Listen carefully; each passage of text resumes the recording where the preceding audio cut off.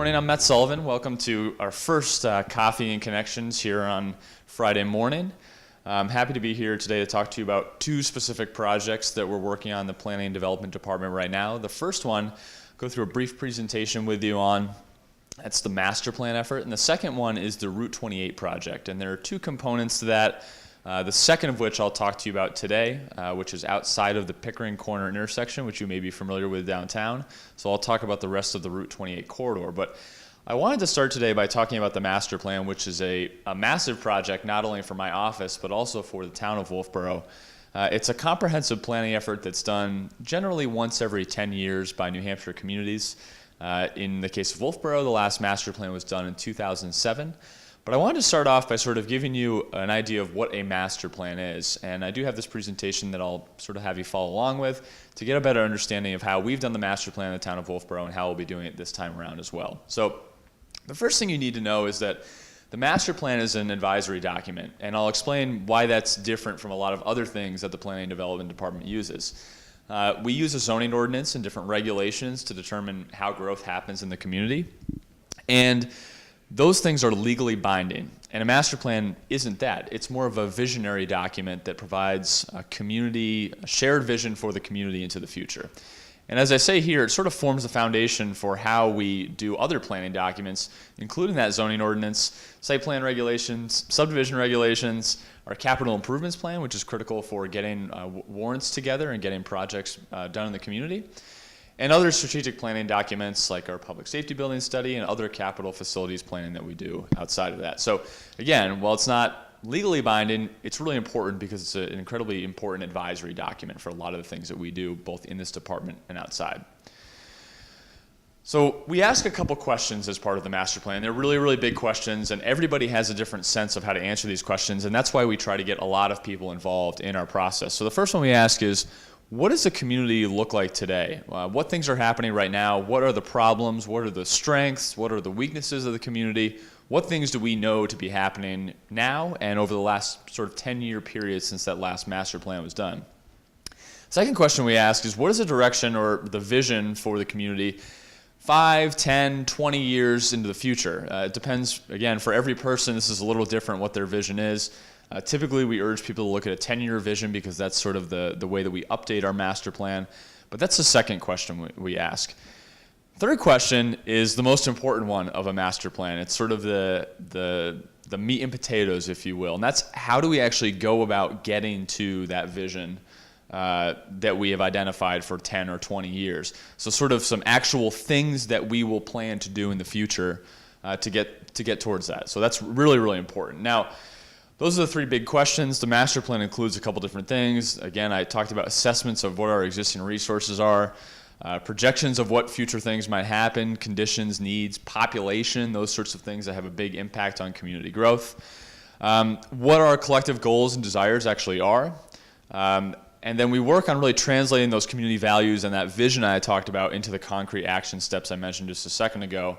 And those are in the form of goals, recommendations, action steps that actually have a term and a sort of responsible group assigned to them. So that's sort of what comes out of the master plan. I'll talk about that a little bit more in the next few minutes. I mentioned that the 2007 master plan was the last version that was done.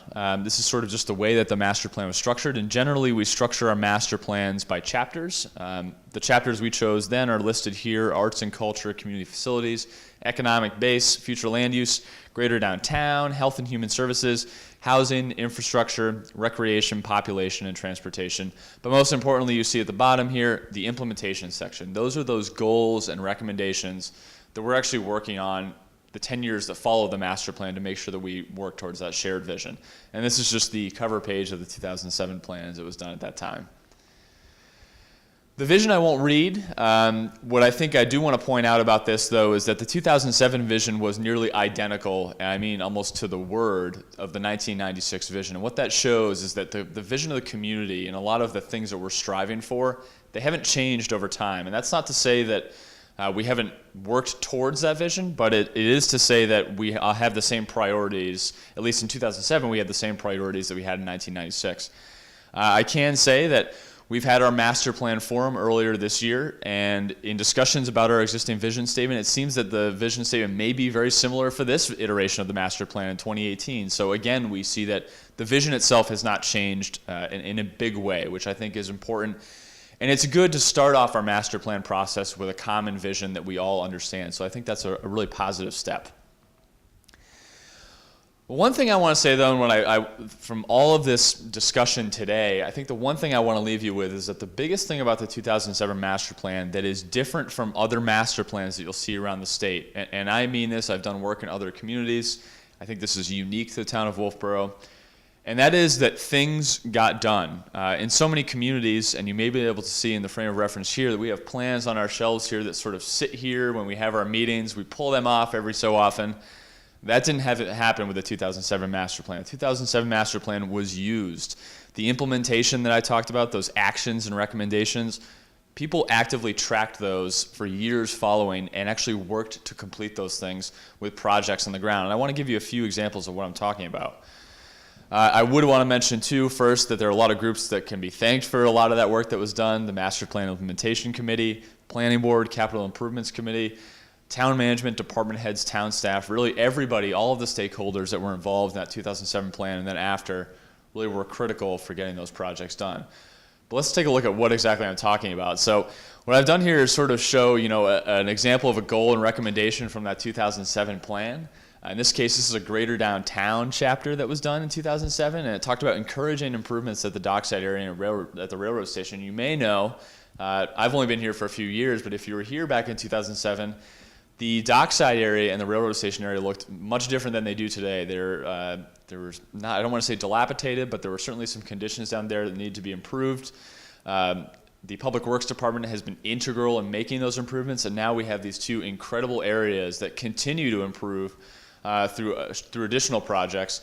But really, we made a push to make those improvements after the 2007 plan identified this as a critical thing that we needed to be looking at. So I want to thank the Greater Downtown chapter for recommending that. Additionally, for those of you who know, on the regulatory side of sort of what the Planning Development Department does, water quality is very, very important to us, particularly Lake Winnipesaukee, Wentworth, our other water bodies. Water is key. It's an economic driver for the town of Wolfeboro. Additionally, obviously, it has its environmental component. We have increased shoreland rules, or what they're called. The state has its own shoreland rules. In the town of Wolfeboro, though, it was actually recommended that we adopt our own. And sure enough, after the 2007 plan, we did. We have more restrictive regulations that we believe create more water quality protection and more environmental protection in the shoreland area. So we think that we're really doing our best to protect that vital component of the town. It's timely that I'm talking about this today. As I give this presentation, we've actually just passed the library project at the town warrant, which is really, really exciting. And that actually came out of the community facilities chapter of the 2007 plan. The discussion then was about forming a building committee and determining the needs of what a future library facility might need. And sure enough, we're on the path to doing that. Fortunately, the voters approved that, I believe, by a 79% vote on a bond. And we're really excited to get working on this project. But again, its roots are in the master plan. It was discussed as part of this effort back in 2007. I'm sitting in the town hall right now. The town hall was also a focus of the 2007 plan, determining what our space needs would be for the future staff needs, looking at least to 2030. Now we have this beautiful town facility, and everybody's fortunate to be able to work here. But again, roots in the master plan process. This is a harder one to capture, but I just wanted to quickly talk about it. We really are working to make Wolfeboro as walkable as we possibly can. This is sort of a push around the country, and Wolfeboro does have its own, really neat, unique downtown area, but making it more walkable so that folks can park and walk to different destinations. We've made a lot of improvements in the last 10 years, and just a few examples of how pedestrians are using that space are shown here. Another thing I just want to quickly mention is that the Bay Street Sidewalk Project did pass our warrant as well, so we'll be doing some research there to talk about connectivity between Mill Street, Bay Street, the potential boat museum in the future, and some other economic development that's happened in this area with some businesses that are being developed there. So we're really excited about the possibility of extending a walkway out there for sort of loop connectivity in the future. And I just quickly wanted to say, too, that the 2007 plan wasn't unique. The 1996 master plan also was hugely successful. We made a lot of steps, we took a lot of steps forward, some bandstand work, really looking at senior housing and the availability of that through the Taylor Home Project.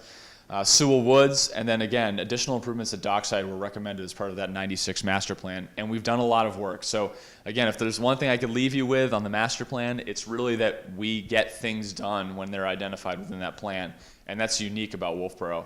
And that's why it's so important that if you are interested in getting involved in the process or have questions about the process or want to join one of our subcommittees, which we'll talk about in a second, please reach out to me because your input is really, really critical. I'll quickly go through this. We had a 2016 master plan survey done. There were sort of some big conclusions that came out of that. Obviously, rural character is still a critical issue for people and one of the biggest reasons why people live here or chose to come here. We don't want to see big growth. Moderate or slow population growth is really the preference of existing residents. They don't want to see a boom in population, which makes a lot of sense based on Wolfeboro's sort of past development trends. Housing is considered more affordable now than it was 10 years ago. Obviously, market conditions are a critical piece of that, but I think the housing chapter will approach this issue because I think there's some disagreement in the community about whether or not housing is really affordable right now. A lot of respondents said as part of that survey that they travel to the downtown area. So as I was saying, our downtown is a critical piece of our economic development and our economy. Tourism and special events, there's no question if you're here for 4 seasons or just the season in the middle, the nice season, you know that tourism and special events are really one of the big drivers for the community. And there's no question that when we look at our economy, we have to consider that as sort of the basis or the foundation. Now, that's not to say that we shouldn't work towards a 4-season economy. I think that's one of the big goals, to make this more of a year-round community. But we recognize that tourism dollars or guests to our community are really, really critical. And then I just wanted to end sort of with this on the 2016 survey. In 2006, rather, when the original survey was done many, many years ago before the 2007 plan, parking was a huge issue. That's not the case anymore, apparently, and I'm not sure what exactly the reasoning is behind that, but now parking appears not to be an issue in the downtown area, which I think is fantastic, and I think that we want to work to increase parking, perhaps in some different locations, but really encourage that walkability in the downtown area so we can get people out of their cars rather than driving around. So quickly on our 2018 plan, we're doing things a little bit differently. We have a little bit different structure, some new chapters. We have an energy chapter. We have a cultural and historical resources dedicated chapter. We'll have a natural resources chapter. But a lot of the same issues are going to be discussed just in a different format. We're structuring it a bit differently. Now, with all of those chapters, we actually have 6 subcommittees that are going to be meeting to actually work on these chapters. So in this case, staff are sort of providing technical assistance, but these folks are going to be writing the chapters. We have a Housing, Economic Development, and Population subcommittee. We have a Natural Resources subcommittee, Cultural and Historical Resources subcommittee, Transportation, Public Infrastructure subcommittee, Energy, and Community Facilities subcommittee. So a lot of folks on the planning board doing a lot of work to make sure that these chapters get done, hopefully by the end of 2018. I just want to mention quickly that the Vision chapter will be done by the planning board. I mentioned that a few minutes ago, I believe. And then land use will be done later in 2018 after all of these chapters have done their work. So a lot of stuff going on throughout the year. I won't go into this too much, but I just want to say if you're interested in joining a subcommittee, they'll be the ones responsible for writing the documents. They're really the critical people behind the content that will be developed out of this. But if you're interested in joining a subcommittee, please do reach out to me. Won't get into this too much either, but I just want to say that by the end of 2018, we plan to have most of our chapters drafted, but won't be adopting this master plan until early 2019. That's if all goes to plan, which we hope it does. So with that said, I just wanted to shift into another project. This is the Route 28 project. Okay, so the second project we're going to talk about today is the Route 28 corridor project. And just a quick background, this project is scheduled for 2024, but because Wolfeboro is always very good at being proactive, we're actually beginning to talk about the project 6 years early, which is really fantastic for us and for our relationship with NHDOT and for the potential of the project long term. So there are 5 segments to the Route 28 corridor project. The 5th of the segments actually is already underway. That's the Center Street improvements. So that project component has already begun. The other 4, however, which are scheduled for 2024, involve some of the intersections that you're probably very familiar with when you travel through town. The 2 I'm not going to talk about right now because they're a bit more involved are the Pickering Corner intersection, which we've had a public hearing on, public meeting on. We have 3 potential proposed designs there: a roundabout, a signalized intersection, and sort of a no build, if you will, that includes some increased striping and safety measures. So I won't talk about that in detail right now. Additionally, I won't talk about Weston's Auto Body. I'm sure you all know that intersection. It's a challenging intersection with a lot of complications that at this point we don't have any clear solution for without a significant potential land taking. So we're sort of in discussions with DOT about what can be done there, and we all know the issues that exist. So what I am going to talk about first is a segment between Clark Road and Clark Road and the Public Safety Building in Wolfeboro. This is sort of a critical area for us right now. There are a couple things happening, obviously. We have the library project, which I spoke about earlier. We're really happy this is moving forward, but that's going to be constructed in the next few years. Additionally, right now, I'm working on a committee for the Public Safety Building. We're doing a space needs analysis in the Public Safety Building. So depending on the findings of that study, there may be some reconfiguration happening on this site as well. So this area is really an area of change right now. So we're looking at this comprehensively. Now, the changes here when it comes to the road are minimal. What we're proposing to do is to not add any center turning lane, which was originally proposed. The feeling was that a center turn lane would remove the green space, which you see indicated here in green, and would push traffic immediately up against the sidewalk, potentially creating a pedestrian safety issue. And additionally, when you create a center turn lane, create more pavement for cars to drive on, you potentially increase speeds, which for vehicular safety is not a good thing. So what we've done here instead is actually decrease the width in the lanes by 1 foot each, add more of a shoulder for potential bike use and sort of safety area, and then we do maintain that green space adjacent to the sidewalks so that there is a buffer between the pedestrians and the vehicles. With those changes, that's really the big changes here in this corridor. There will be some increased green space. Additionally, you may know that there are flashing beacons for when the fire trucks and other emergency personnel come out of here in this location and this location. We'd be changing that to a flashing beacon right here that hopefully would be more visible. In my opinion, the existing flashing lights are at a height that doesn't really make them particularly visible and maybe create a safety issue for these emergency vehicles. But we are exploring a change here that would create that flashing beacon long term. So that would be, I believe, a positive change. Those are the only things that we're talking about doing here. So I'm going to quickly move to the Pleasant Valley Road intersection, which is also the McManus and High School and Golf Course area. Okay, so the second intersection I'm going to talk about is the McManus Road intersection, as I mentioned, and Pleasant Valley Roads. There are 2 big changes that are being proposed here. The first of which is the addition of a left-hand turn lane coming south on Route 28, entering the high school. The impetus for this is, as you may know, if you're driving south on 28 in the morning between, let's say, 7 and 8 a.m., there's a significant traffic backup, in some cases all the way down to Brewster Academy. So we're looking to alleviate that by creating a stacking lane and turning lane into McManus Road that would allow traffic pass-through for commuters heading to the south. And that turning lane would extend back a good way, and again, hopefully alleviate some traffic congestion that exists there in the morning times.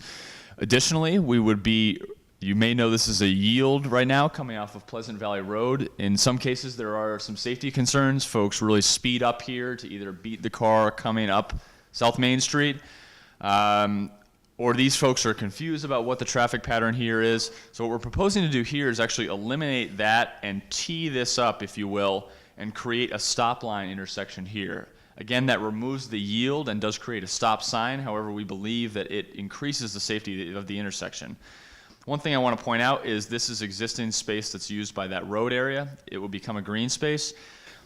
These properties right here would need to have driveway entrances that would presumably cross over the green space, but we haven't explored that yet, as these are conceptual plans, but we expect that they would be able to cross that space. And those are really the 2 changes that are being proposed. The one thing I did want to mention quickly that isn't shown on this drawing, we are still exploring options for the Kingswood Golf Course crossing, which is a significant safety concern during the summer season when there are golf carts and pedestrians using that area. As of right now, we don't have a solution proposed specifically for it, but we are discussing options with DOT. Several different options have been proposed, including lighting, different signage, maybe removing signage and lighting in this area to minimize sort of light pollution and sign pollution. But we are certainly addressing that issue as part of this comprehensive planning effort. But as you can see from the two examples I've just given with the public safety building area and this area, we aren't proposing significant changes. I think we recognize these corridors are functioning relatively well. There's nothing we can do, in our opinion, to alleviate the traffic congestion during the summer months, during the peak times. But what we can do is increase safety during those times, and that's really that's the big goal of this project long term. So again, this is scheduled for 2024, construction in 2024. However, we plan to be working with NHDOT over the coming years to do study, further design, collect data and information, and hopefully come up with the best design project that we can for the entire corridor all the way out to the Alton Town line. With that, I just want to thank you for joining me on this edition of Coffee and Connections. I'm Matt Sullivan, the Planning Director again. If you have any questions about anything I've talked about, my number is 603-569-5970. You can also email me. I'm a little faster on email. I'm a younger guy, so I'm on my phone or computer quite often. And my email is planningdirector@wolfeboronh.us. Thanks again so much for joining me.